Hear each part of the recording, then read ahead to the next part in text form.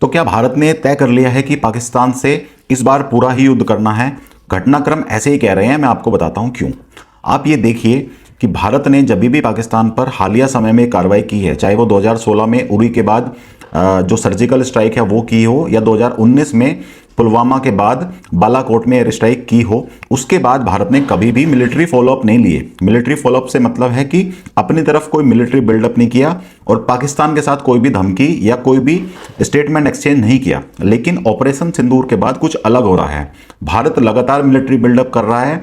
भारत के रक्षा मंत्री, Indian army chief, Bharat के एयरफोर्स चीफ और नेवी चीफ तक लगातार पाकिस्तान को ये सीधी धमकी दे रहे हैं कि इस बार जब भी हम कार्रवाई करेंगे तो पाकिस्तान का हम भूगोल बदल देंगे। यहां तक कि प्रधानमंत्री मोदी तक कह रहे हैं कि इस बार नेवी भी उसमें शामिल होगी। और दिवाली पर प्रधानमंत्री मोदी जिस तरीके से आईएनएस विक्रांत पर जाकर सीधी चेतावनी पाकिस्तान को देते हैं, वो वाकई में बहुत बड़े संकेत देते हैं। आप 1971 में भी देखिए, जब भारत ने पाकिस्तान के 2 टुकड़े करके बांग्लादेश अलग किया था, तो सैम मानेकशॉ उस समय के फील्ड मार्शल जो बाद में प्रमोट हुए थे, इंदिरा गांधी ने उनको कहा था कि हमें युद्ध करना है इनके साथ। तो सैम मानेकशॉ ने कहा था कि भारत को 6 से 8 महीने लगेंगे पूरे युद्ध के लिए, बिल्डअप करने के लिए और तैयारी करने के लिए। सेम हालात आज वैसे ही दिख रहे हैं कि ऑपरेशन सिंदूर के बाद भारत ये तय कर चुका है कि हम आतंकवाद का समूल नाश कर कर रहेंगे।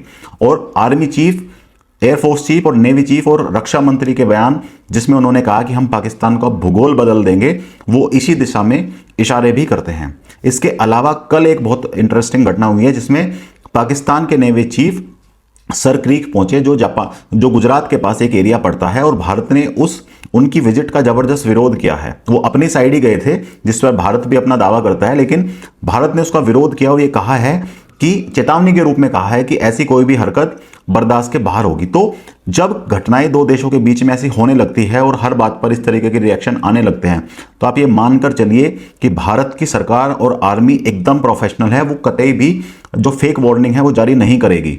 वो कुछ ना कुछ तैयारी वहां पर जरूर हो रही है, जिसके कारण भारत इतना एग्रेसिव है। भारत अपने मिलिट्री बिल्डअप करे, 77,000 करोड़ के हथियार खरीदने का ऑर्डर भारत ने तहत दिया है। इसके अलावा भी भारत हर तरीके का हथियार बिल्डअप कर रहा है। तो पाकिस्तान के लिए बड़ी चेतावनी है। कोई भी हमला भारत पर, आतंकवादी हमला अगर इस बार उसने किया, तो आप यकीन मानकर चलिए भारत उसका ऐसा जवाब देगा कि पाकिस्तान की आने वाली नस्लें भी उसको भुला नहीं पाएगी।